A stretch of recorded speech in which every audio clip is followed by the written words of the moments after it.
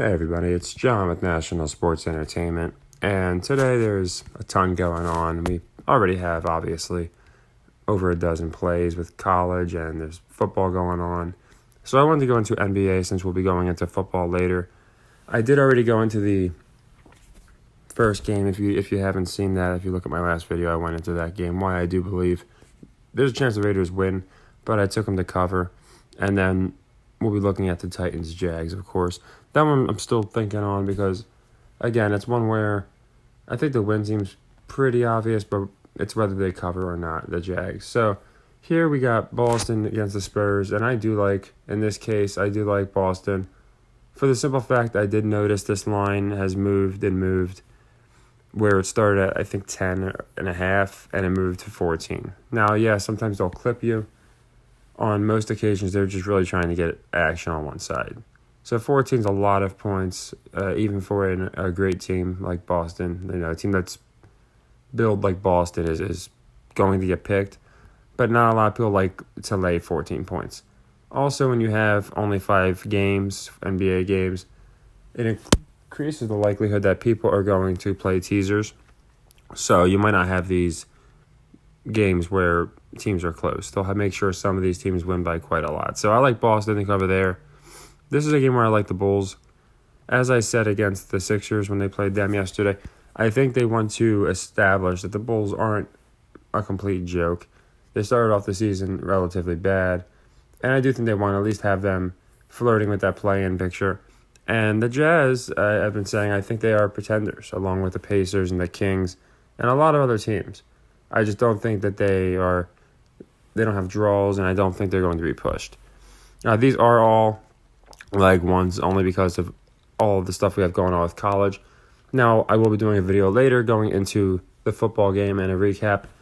So if anything becomes a leg 2, I'll let you know. But outside of everything in my video and what I posted, those are all the leg 2s. But yeah, so I do like the Bulls just as a leg 1.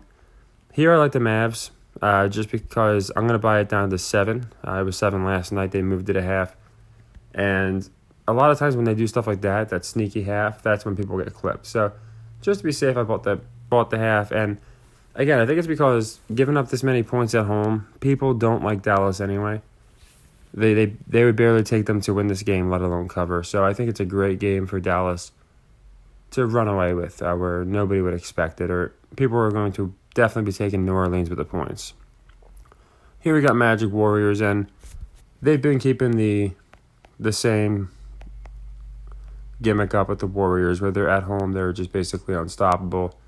Then they go on the road, they can't play. They don't know how to play. They did lose to the Detroit, but outside of that, their record at home has been astounding. And while they could lose to the Magic and it really tricked the public and people wouldn't expect it, I don't see that happening. I do think they get back to their winning ways, and I think they also cover here at home. I think they really want to make a point of that for the playoffs. So come playoff time, people will see that whenever they're at home, that's why they're winning all these games, and that's what I think they're going to do. And then when they're on the road, they're going to lose. And that'll explain why they get bumped out of the playoffs. But I could be wrong. But they are definitely pushing this narrative that they're horrible on the road and just amazing at home for some reason. Like there's some kind of souls inside the arena that is willing them to victory. And here's the Lakers and Kings, our last game. Obviously, Lakers always very sneaky with the injuries.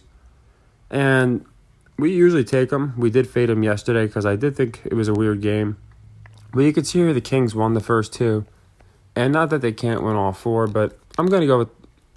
And then you look at the points as well, and it's 8.5. So a lot of people, I think, are going to go and take Lakers here and say, oh, well, they're getting 8.5 points. Now, I'm referring to people that think a lot of people think it's rigged and that don't think it's rigged. A lot of people think it's rigged might see the 8.5 and say, wait a second, they just looked pretty good. Why are they getting 8.5? Now, again, they always pull tricks with the injury report. So you can see Reeves is out, Walker's out. They got players out.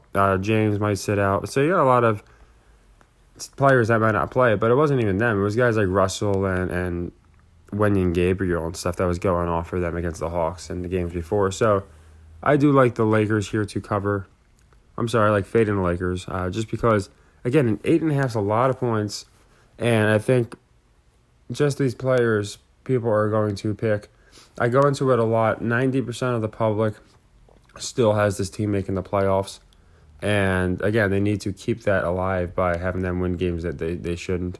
And they should win every game, honestly. I'm not sure who you're referring to. It might have been if we were talking about one of those stories with Hamlin. I'll have to see. I'm not sure who you're referring to, though. I'm guessing you're referring to Hamlin's mom we were talking about, but I'll check. But yeah, I just don't see the Lakers in my it doesn't make sense to me, the 8.5 after how they just performed. Even if you want to explain the injuries, as I said, that's just a way for them to explain away lines. So here I think no one is going to take Sacramento minus 8.5, and I'm going to gladly take it. Like I said, normally we take the Lakers because they started off so bad against the spread. But what happened was they started winning enough against the spread that metric kind of goes out the window. It's a metric that you only use when it's defying historical norms. So now I try and just look at the line and fade the public. So just quick recap. It's kind of interesting, but I don't care. I did this before and it did work.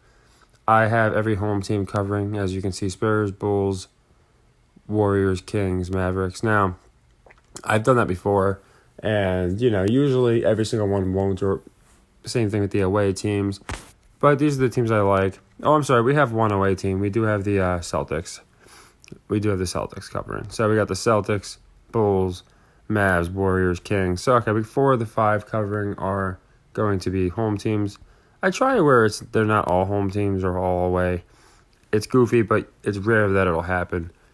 But yeah, I know it sounds like a lot of points here, but I think that 14 is a lot, and I'm going to go ahead and take Boston just to clear that up. And so used to fading Boston, and same thing with the Lakers. We're going to go ahead and fade them. Even though we're used to taking them, I do like the Kings here. As I say, always wait with these games, it's not as important. I do think Boston's going to keep moving. So, I think this game I could be wrong. I think they might have moved it as much as they're going to. But I think there's also a chance it could be like 15 or something, maybe even 15.5 by tip-off. They might do that with a lot of these games. I could see Dallas moving, because I didn't think they'd move it to 7.5. To me, it's laughable enough that they were as big enough favorites as they are, despite the injuries. But yeah, you look at them over the Pelicans, then the Warriors over the Magic, basically getting the same spread. That's the stuff I look for. That to me makes it interesting when the Warriors are as better than the Magic as the Mavericks are to the Pelicans. So again, I just wanted to get out the basketball picks since we're going to be having a lot of college. North Carolina did officially, the Notre Dame game did officially lose. So, as you see, I just saw it happen in live time, so I figured I'd show you guys. It's already plugged in from yesterday for leg 3. We have Charlotte covering Florida Atlantic. They start around 3 o'clock. So if you saw my last video, then you already got that locked and loaded. And we did hit the other one as far as the Minnesota over. So we split the 2 leg 2s that closed so far, and I expect the fading Florida Atlantic to close out the Notre Dame sequence. But I'll do a full recap. We got a lot of games in play. I expect it to be like last Saturday. And on top of that, we have I'm going to go into the Jags tonight. So take care, everybody, and happy earnings.